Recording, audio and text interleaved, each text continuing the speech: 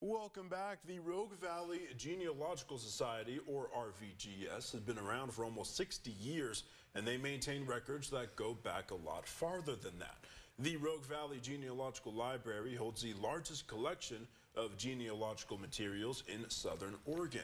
Joining us this morning is Kim Thurman, treasurer and former president of the RVGS. Good morning, Kim. Good morning, Marcus. I'm so proud that I got genealogical right all those times. A lot of practice in the morning. You did a great job.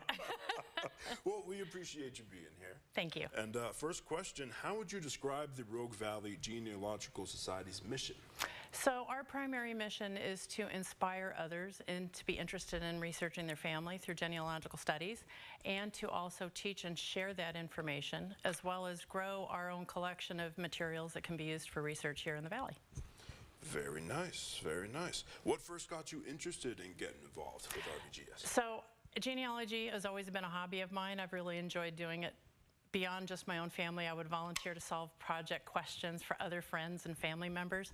And so when I first moved back to the Valley, since I was raised here, I went down to there and joined them just because they had a great library.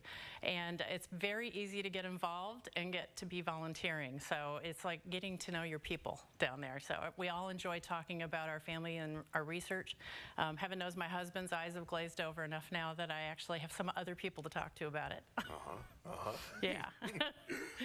Taking a step back, would the right way to say it be genealogy, or? So the terms are interchangeable, but when they describe, it's a genealogical society, but genealogy is the field that we work in.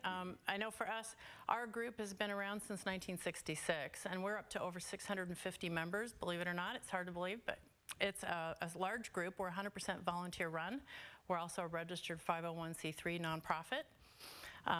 Our library, you mentioned we had the largest collection in the Valley in Southern Oregon. So we actually like to bill our library as the largest collection between Portland and Sacramento, with over 26,000 cataloged materials in the library.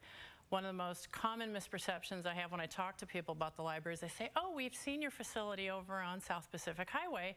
And I thought, how interesting that would be, but I don't have any family members here in Jackson County, so I don't think that there's anything there for me. And we like to let people know that we do cover multiple countries as well as all 50 states with materials, and offer classes on how to research your family. Most of us don't have ties to this county, so yeah. Very cool. What type of events do you put on? So we typically have a monthly program that's in conjunction with our member meeting, and so that program is free. We offer different talks on different genealogy type subjects that we have speakers come in. We also do classes and special interest groups. So for those of the people who say maybe have more interest in using a family tree maker, which is a specific software, I know I'm a facilitator for the Great Lakes group area. So if you have any family from that region, you can come and talk every other month about your research in that area. And with our classes, we actually we offer a discount rate for members. So we are a private library. We do offer day use fees for the public if they'd like to come in. But if you join as a member, it's $40 per year, with $15 for each additional person in your household. And we talk about what a great value that is because of the fact that we offer multiple different subscription services. Like a lot of people have heard of Ancestry, and that's a pay service. We also offer MyHeritage, Find My Past, which specializes in UK research, Fold3. There's a multitude of them. If you go to our website at rvgslibrary.org, you see the list. If you were to subscribe for every one of those, it's $1,000 plus a year in order to be able to carry all those subscriptions. And for $40, you can come down, use our library for free. We have computers that you can get online and do your research there at the library and have access to all of those services.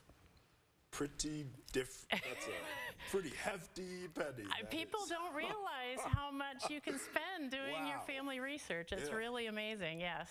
Yeah. Very interesting. Yeah. And so, for those interested in learning a little bit more about their family tree, what advice would you give them, and how do you What do you think is like the best approach to get started?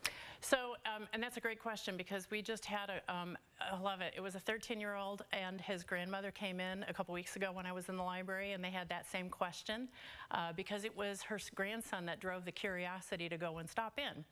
And so the first thing we usually suggest is that you write down everything you already know. It's amazing how many stories you may have heard from your family members, and that's always a great place to get started, is get it written down. Talk to some of your other family members. Heaven knows a number of us realized as we were losing some of our ancestors, like my grandparents, I didn't ask these questions until I was down to my last grandparent. And so you don't want to miss those opportunities, because they tend to hold a lot of those stories that will get you started on your research. Absolutely. Yeah. Anything else you'd like to share with us this morning? Yeah, I want to talk about some special events we have coming up at the library. Yeah. The first is we have an open house coming up on July 20th from 11 a.m. to 3 p.m. It's called Chasing Freedom. So we welcome the public to come on in and check out our library and see what we have to offer and learn a little bit more about doing genealogy. We also offer a genealogy week on September 23rd through the 27th. We're doing free classes. It's for beginners, so hopefully it's a very non-threatening place to come in and get started.